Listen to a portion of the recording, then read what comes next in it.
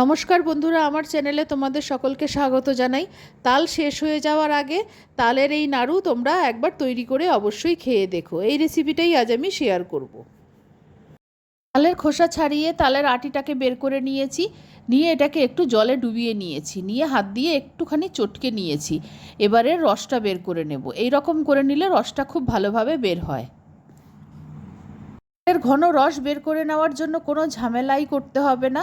যদি ঘরে এরকম ছিদ্রযুক্ত থালা থাকে, এরকম একটা ছিদ্রযুক্ত থালা নেব, আর থালাটা যাতে ভালোভাবে বসে যায় এরকম একটা বড় পাত্র নেব। থালাটা পাত্রের ওপর বসিয়ে নেব, তারপর তালের আটিটা তুলে নিয়ে ঘষে নিলেই খুব ভালোভাবে রস বেরিয়ে যাবে। তোমরা দেখলেই বুঝতে পারবে আমি কিভাবে রসটা বের করছি।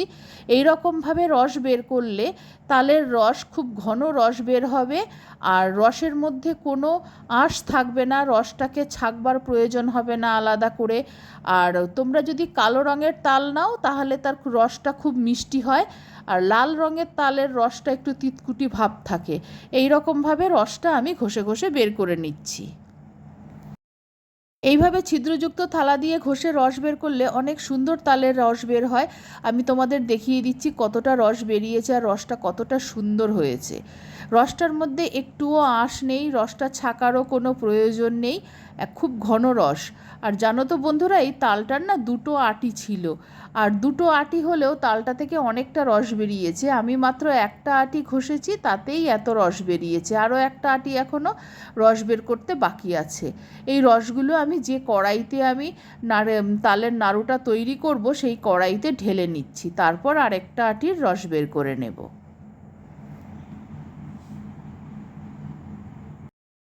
যে কড়াইতে তালের রসটা জাল করে নাড়ু তৈরি করব সেই কড়াইতেই রসটা আমি ঢেলে নিচ্ছি। এরপরে বাকি আটিটারও রস তৈরি করে এই কড়াইতেই আমি ঢেলে নেব। তালের নাড়ু তৈরির জন্য আমি নিয়েছি একটা নারকেল কুড়িয়ে নিয়েছি, আর নিয়েছি একটা ছোট বাটির অর্ধেক বাটি চিনি। মিষ্টিটা তোমরা তোমাদের আন্দাজ মতো দেবে, তালটা খুব মিষ্টি তাই খুব বেশি মিষ্টি লাগবে না। আর নিয়েছি একটা ছোট বাটির হাফ বাটিরও বেশি চিনে বাদাম গুঁড়ো, একটু দানা দানা করে বাদামটা গুঁড়ো করে নিয়েছি। তোমরা এখানে তোমাদের পছন্দ মতো ড্রাই ফ্রুটস ছোট টুকরো করে কেটে নিতে পারো।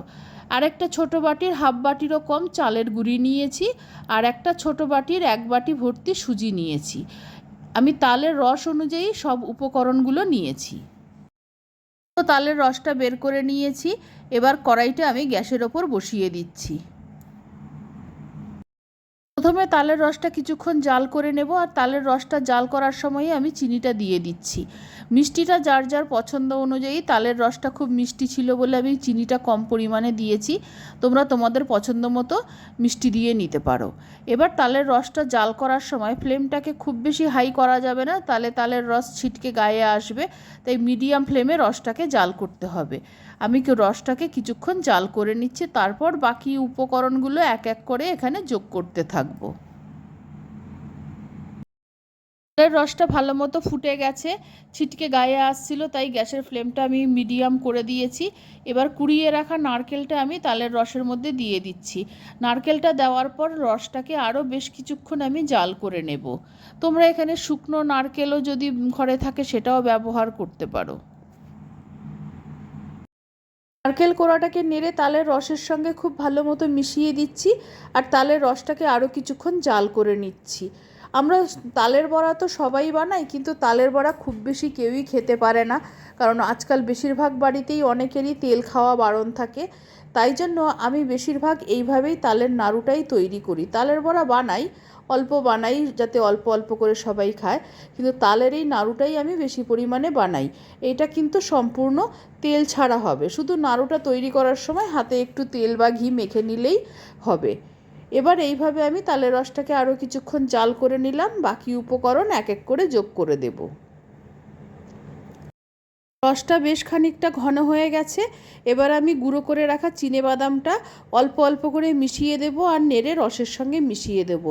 একবারে সবটা চিনেবাদাম গুঁড়ো দিয়ে দেব না, অল্প অল্প করে দিয়ে অল্প অল্প করে ভালো মতো মিশিয়ে দেব। আর এই সময় তোমরা তোমাদের পছন্দ মতো ড্রাই ফ্রুটস ব্যবহার করতে পারো, যেটা তোমাদের পছন্দ। আমন্ড বাদাম, কাজু, তারপর পেস্তা বাদাম, এগুলো তোমরা ছোট টুকরো করে এখানে দিতে পারো। আর এখন আমি চিনেবাদামটা মিশিয়ে দিচ্ছি, অল্প অল্প করে দিয়ে সবটা চিনেবাদামের গুঁড়োই আমি ব্যবহার করে ফেলবো। চিনেবাদামের গুঁড়োটা ভালো মতো মিশিয়ে দিয়েছি। এবার যে চালের গুঁড়োটা করে রেখেছিলাম সেই চালের গুঁড়োটা অল্প অল্প করে দিয়ে ভালো মতো নেড়ে মিশিয়ে দেব। এই সময় গ্যাসের ফ্লেমটা কিন্তু লোতে রাখতে হবে, আর সব কিছু জিনিসই অল্প অল্প করে দিতে হবে, আর ভালো মতো খুন্তি দিয়ে নেড়ে মিশিয়ে দিতে হবে। চালের গুঁড়োগুলো যদি আমি সবটা একবারে দিয়ে দিই তাহলে না দলা পেকে যাবে, খেতে বাজে লাগবে। সেই জন্য অল্প অল্প করে দিচ্ছি, আর আমি অল্প অল্প করে নেড়ে মিশিয়ে দিচ্ছি, আর ফ্লেমটা লোতে থাকবে। চালের গুঁড়ির মতো সুজিটাকেও আমি অল্প অল্প করে দিতে থাকবো, আর ভালো মতো নেড়ে মিশিয়ে দিতে থাকবো। এইভাবে আমি সবটা সুজি মিশিয়ে দেব, আর ফ্লেমটা লোতে রাখবো। এই রকমভাবে সব উপকরণ মিশিয়ে দেওয়ার পর আরও কিছুক্ষণ নাড়াচাড়া করতে করতে একটা মণ্ডে পরিণত হবে। মণ্ডটা যখন কড়াই থেকে ছেড়ে আসবে ঠিক সেই সময় নামিয়ে নিতে হবে।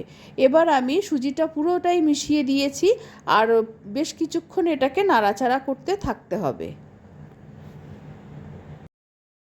একটা মণ্ড তৈরি হয়ে গেছে, আর মণ্ডটা কড়াই থেকে ছেড়ে আসছে।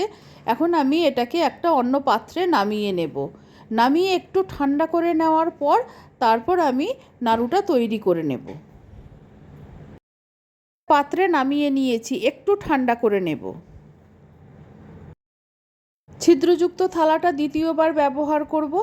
আমি এর মধ্যে অল্প একটু ঘি বা তেল লাগিয়ে নেব। আর তোমরা যদি ঠাকুরকে দেওয়ার জন্য করো তাহলে অবশ্যই ঘি ব্যবহার করবে। আমি ঘরে খাওয়ার জন্য তৈরি করছি, তাই আমি অল্প একটু সাদা তেল মাখিয়ে নিলাম। কড়াইতে অনেকটা জল নিয়েছি, জলটা গরম করতে দিয়েছি, তার উপর ছিদ্রযুক্ত থালাটা আমি বসিয়ে দিচ্ছি। হাতে অল্প একটু তেল বা ঘি মেখে নেব। তারপর এখান থেকে অল্প করে তালের মণ্ড নিতে থাকবো, আর হাতের সাহায্যে পাকিয়ে একদম গোল নাড়ু তৈরি করে নেব। তোমরা আমার হাতটা লক্ষ্য করলেই বুঝতে পারবে আমি কিভাবে পাকিয়ে তৈরি করছি। আর এই নাড়ুগুলো দেখতে খুবই সুন্দর হবে, খুবই মসৃণ। এই রকমভাবে আমি প্রত্যেক কটা নাড়ু আগে তৈরি করে নেব। অনেকগুলো নাড়ু তৈরি হয়ে গেছে, সবগুলো নাড়ু একবারে ভাপানো যাবে না, তাই আগে এক প্রস্থ নাড়ু ভাপিয়ে নিচ্ছি।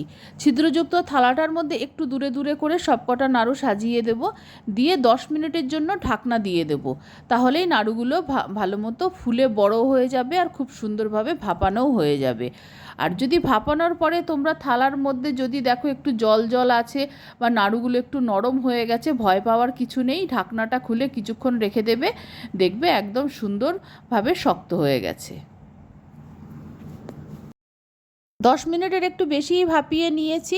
নাড়ুগুলো ফুলে একটু বড় হয়ে গেছে, আর খুব নরম তুলতুলে দেখাচ্ছে, মনে হচ্ছে যেন তুলতে গেলে ভেঙে যাবে, কিন্তু না। ঢাকনাটা তুলে নেওয়ার পর মিনিট 5 এমনি রেখে দিলে সুন্দরভাবে নাড়ুগুলো তুলে নেওয়া যাবে।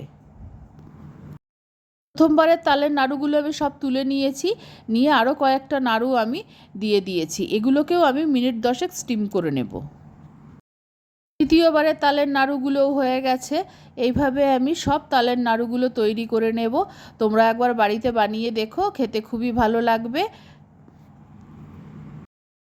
তালের নাড়ুগুলো সব তৈরি হয়ে গেছে। এটা খুব স্বাস্থ্যসম্মতভাবে তৈরি করা হয়েছে।